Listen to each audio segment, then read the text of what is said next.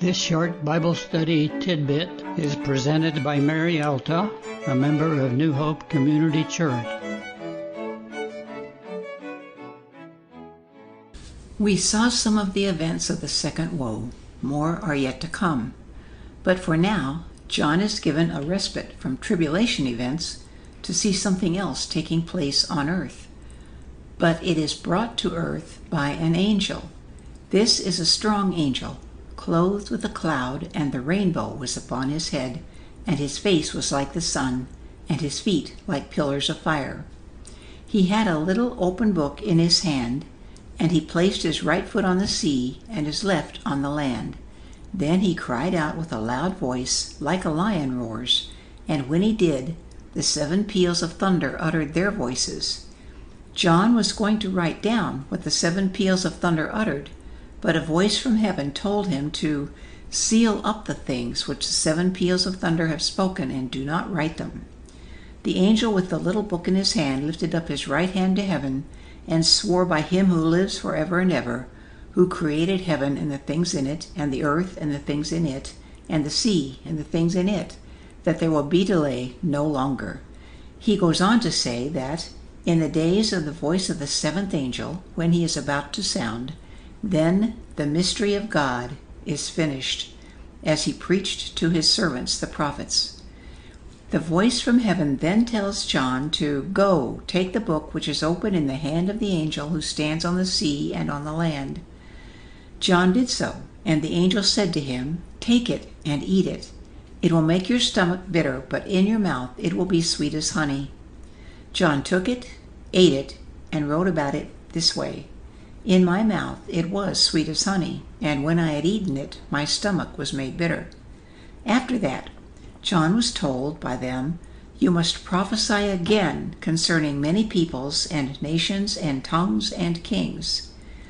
Just as John took time off from describing the tribulation, so we will take time to ponder just what is being said here. We learn some things about God and heaven. We learn there are mighty angels whose description is very much like Jesus himself. God's creation is varied and purposeful. This angel is charged with announcing that there will be delay no longer. He is also given a scroll or book for John to eat. We learn that there are some things we are not to know. John was not allowed to write what the 7 thunders said. Instead, what they said was to be sealed up. We learn that God has a definite plan and timetable.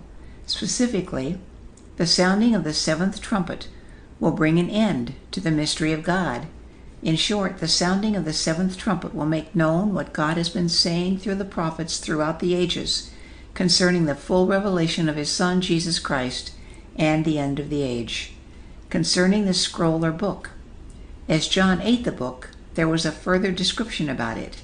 It would be sweet as honey in his mouth because the word of God is always sweet, but it would make his stomach bitter because of the things the words reveal that are yet to come upon the earth. The word bitter is the same word used of the water that was affected by wormwood, from which many people died. The question has arisen, did John literally eat the scroll or book? There is nothing to indicate that he did not. Still, some say it is just that he was given full understanding of the words on the scroll. But since there are records of others doing the same thing, eating the words of God, it seems best to take the statement literally. For instance, as we are told in Ezekiel 2 and 3, the prophet Ezekiel was also given a scroll to eat that was as sweet as honey in his mouth. Like the scroll in Revelation, it was a scroll that was written on the front and back, and it had lamentations, mourning, and woe. He was also told to go and speak to the house of Israel.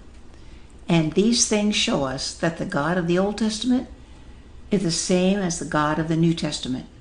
The fact that John is to continue to prophesy about many peoples and nations and tongues and kings seems to point to the fact that these prophecies will come from the 7-sealed scroll that was now unsealed and is now the little scroll, and that contained further information about the tribulation.